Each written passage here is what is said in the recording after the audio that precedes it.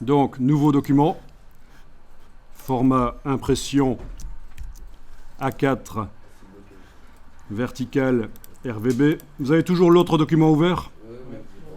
Parfait. Ok, je vais vous demander de dessiner une petite tête de mort. C'est d'actualité avec Halloween. Au crayon, par exemple, vous pouvez y aller. Voilà, petite tête de mort vite fait. Ça peut être assez informe, peu importe. Voilà. Ok. On peut aller redessiner.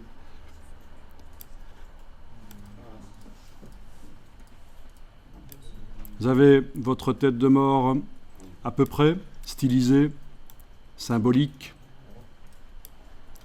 Bon, c'est bien. On va transférer le style qu'on a mis au point là précédemment sur les étoiles.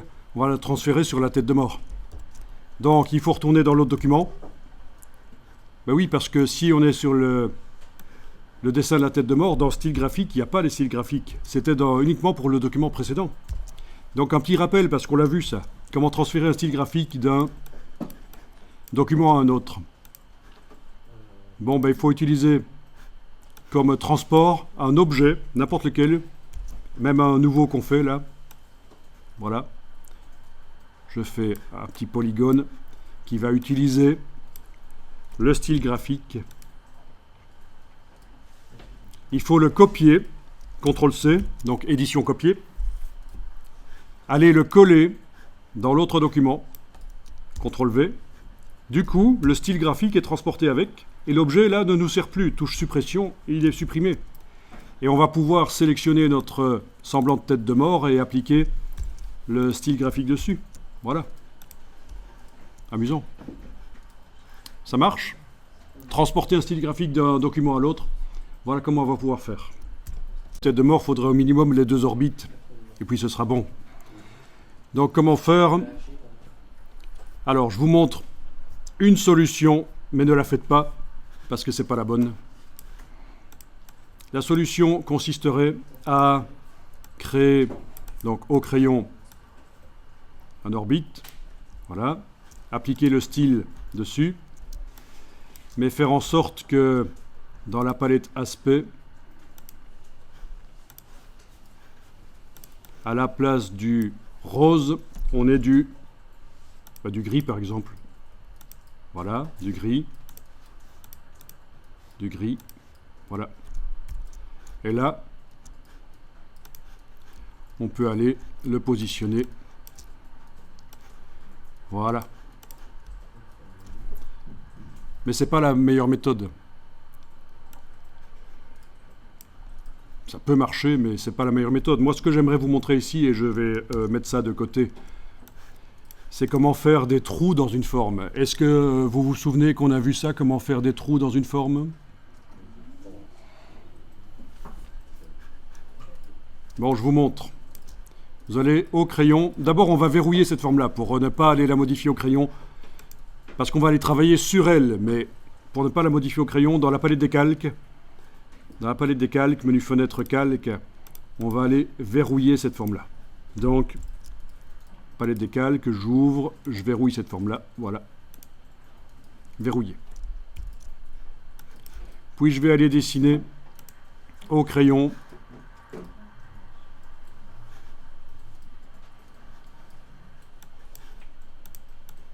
alors je vais peut-être dessiner bêtement au crayon avec l'aspect de base. Donc vous avez activé le crayon. Dans la palette aspect, vous pouvez demander dans le menu ici réduire à l'aspect de base. Comme ça, tous les fonds en couleur, etc. de la palette aspect vont disparaître. Voilà. Le fond ici, peu importe, du gris. Ici, ça peut être du noir. Le fond, il peut ne pas y en avoir. En tout cas, voilà, vous allez dessiner avec quelque chose de basique.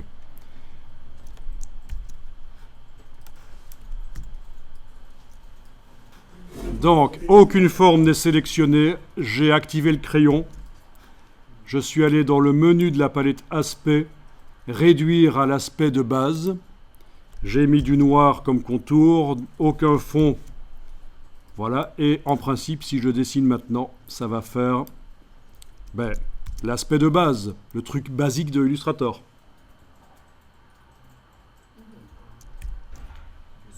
Voilà, je vais faire le deuxième ici. Voilà mon super Halloween de Roswell. Si vous voyez ce que je veux dire. Donc j'ai fait 2 cercles. Enfin 2 cercles. 2 cercles informes. C'est expressif, il ne faut pas être perfectionniste et vouloir faire de la symétrie nécessairement.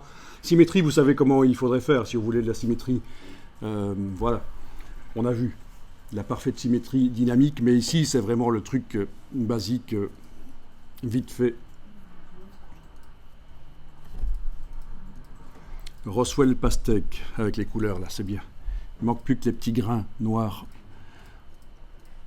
On va pouvoir les faire après. Vous savez comment on fait un motif. Donc ça veut faire des petits grains qui se mettent de manière aléatoire sur le front. On délire complètement, mais pourquoi pas. Avec les petits reflets blancs du jus de la pastèque. Ah ben oui, je vais loin.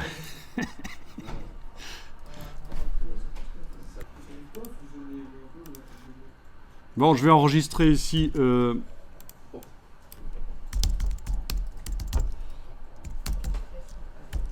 Voilà.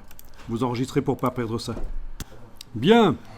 Pour obtenir les trous, pour que ce soit 2 trous, au lieu d'être 2 formes comme ça, quelle technique?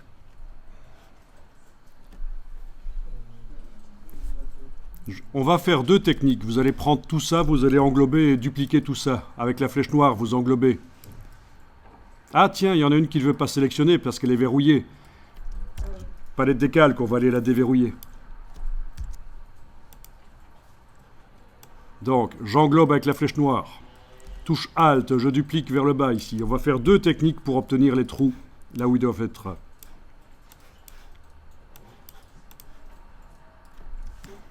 Alors, première technique. Vous sélectionnez les 3 formes dans la palette décalque. On voit que ce sont 3 formes distinctes. Un tracé ici, un là, un là. D'accord? Il se trouve que dans Illustrator, si on met 3 tracés au même niveau, parce que pour l'instant elles s'empilent, ils ne sont pas au même niveau, mais si on les ramène au même niveau, là où elles se superposent, elles vont s'annuler, ça va faire des trous. Ah ben oui, c'est ce qu'on appelle un tracé transparent. Rien à voir avec la palette de transparence, c'est un ancien terme, c'est un tracé composite en fait. Et pour faire ça, il suffit d'aller dans Objet, Tracé transparent, Créer. Objet, tracé transparent, Créer. Et voilà, vous l'avez. C'est des trous. Si on met quelque chose derrière,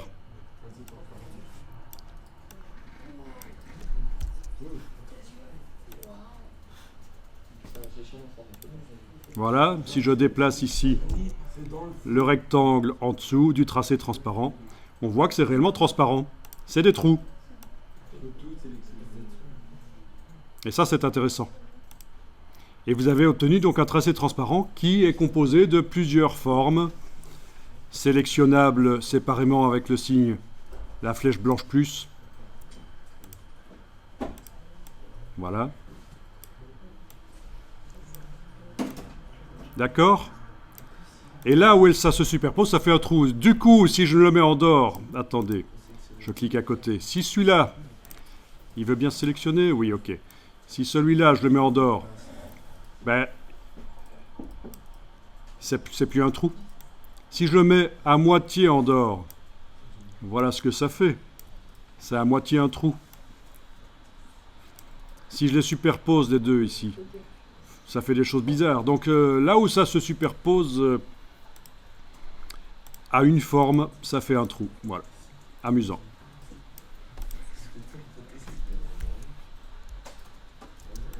Alors, tout de suite, je vous dis que parfois, quand vous faites ce genre de choses, vous aurez une des formes qui ne fera pas de trou. Il y aura un bug. C'est pas vraiment un bug, mais... Voilà, je viens de vous faire la chose. Donc il y a une des formes qui ne veut pas faire un trou alors qu'elle fait partie du tracé transparent. Donc dans ce cas-là, ce qu'il faudra faire, c'est avec la flèche blanche plus arriver à sélectionner uniquement cette forme-là.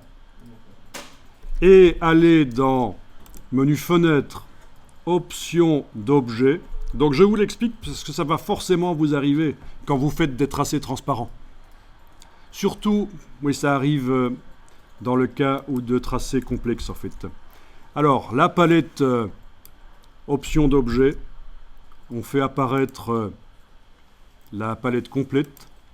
Et là, vous avez le sens de construction du tracé, sens des aiguilles d'une montre, sens horaire ou sens inverse, dans le cas d'objet fermé. Et si on inverse, le trou se fait. Donc c'est comme ça que vous allez corriger les choses. Dans le cas de tracés transparents qui ne veulent pas se faire comme ils devraient.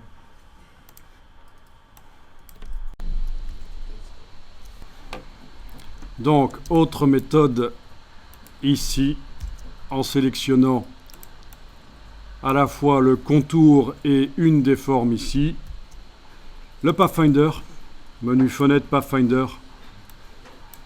Et on a l'option soustraction. Et voilà. Je vais sélectionner ceci et ceci maintenant. Soustraction. Voilà.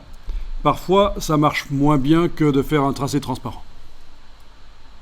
Ici, oui, là je vais revenir en arrière parce que je me demande, tiens, si je sélectionne tout et que je clique sur soustraction, ça marche aussi, oui. Donc parfois, ça marchera moins bien. Les deux méthodes, il faut les connaître en fait. Alors même chose en principe si on prend la flèche blanche plus et qu'on va cliquer à côté, cliquer sur une des formes, voilà. Pas double-cliquer parce que ça sélectionne tout. Mais cliquer sur une des formes, on va pouvoir la bouger par rapport aux autres. Voilà. Et faire des choses totalement débiles. Ok. Qu'est-ce qu'il fallait montrer de plus? Je pense que ça c'est déjà pas mal.